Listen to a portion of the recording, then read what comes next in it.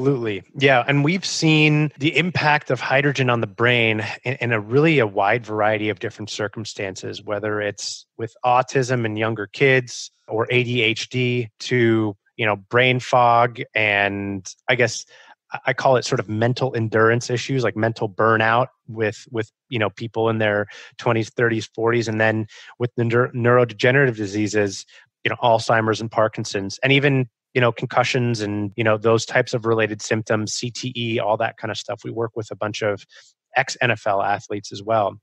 There's a critical connection between inflammation in the brain and oxidative stress in the brain and mitochondrial dysfunction and the proliferation of all these different diseases. Whatever's causing those elevated levels of oxidative stress and inflammation might be different in different cases, but it all kind of boils down to the same type of thing.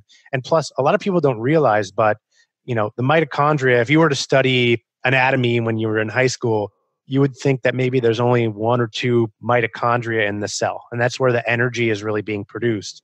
But even more than that, it's the mitochondria has such a critical aspect on really all functions of the cell and therefore all functions in the body. But the brain cells, the neurons in your brain, you have more mitochondria in them than any other cell in your body and are therefore using up so much more energy than any other cell in your body. And if you have dysfunction in those mitochondria, or you have fewer mitochondria than you should have in your brain, it's going to have a really detrimental effect.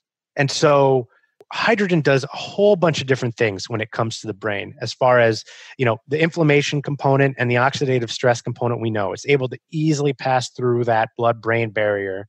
And actually, while it's passing through the blood-brain barrier, it can actually improve the integrity of that barrier because, a lot of people talk about leaky gut.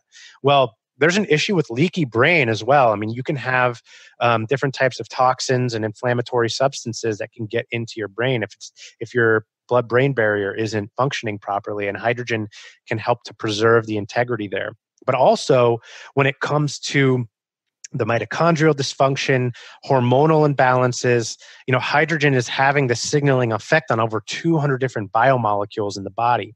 And so it's upregulating brain-derived neurotrophic factor, which is, stimulates the growth of more brain cells, but it's also stimulating mitochondrial biogenesis, which is helping the production of more mitochondria within those cells. So you're getting more brain cells, you're getting more mitochondria in those cells.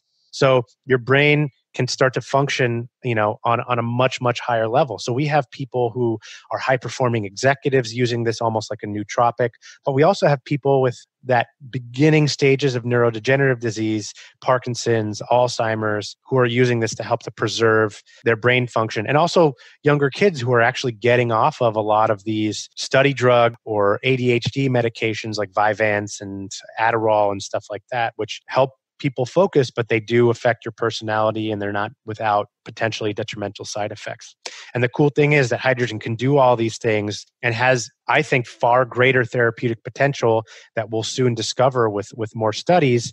But the safety profile is so incredibly perfect. I mean, there's no negative side effects. There's no way to take too much hydrogen. And so anybody can use hydrogen without fear of having any sort of adverse reaction to it. And while there may be some slight detoxification symptoms for some people in the beginning, in the long run, the only side effects that you have when you have hydrogen are unexpected benefits that you didn't plan on having. And so it's really an exciting field to be in, and especially when it comes to the brain. And I come from a family of neurologists, so very skeptical, very conservative people in the medical community that I'm connected with who, when I showed this data to originally, or showed the information to about hydrogen originally, including my dad, who's a retired neurologist, said, "Oh yeah, this is just snake oil." But once I started showing him the studies of what's going on with Parkinson's patients and Alzheimer's patients, in fact, there's actually a very recent really compelling Alzheimer's study, clinical Alzheimer's study that was done. He started looking at the data. He was blown away. He'll admit, and a lot of people in the medical community, if you really get them to be completely transparent with you, will say the drugs that are given for Parkinson's and for Alzheimer's and for some of these other neurological conditions, nobody actually really knows if they're going to be effective for that person. Right. But they do know for a fact that there are going to be side effects.